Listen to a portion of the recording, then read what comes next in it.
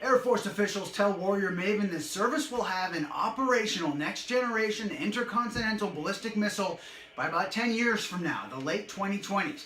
They're engineering new intercontinental ballistic missiles to replace the decades-long Minuteman III existing ICBMs. The new ones will be called GBSD, Ground-Based Strategic Deterrent.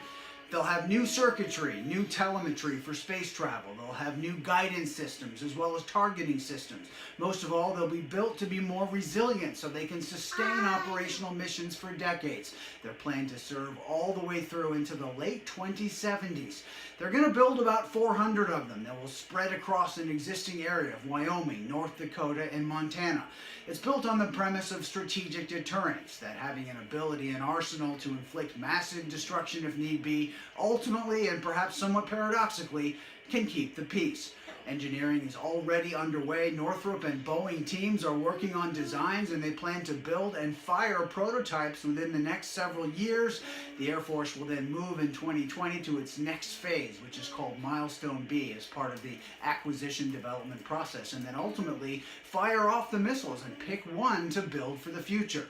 It's quite a long-term project. There have been long-standing debates and discussions about modernizing the existing nuclear arsenal. It's something of great significance to many lawmakers and, of course, U.S. Air Force and Pentagon leaders. Kris Osborn, Warrior Maven.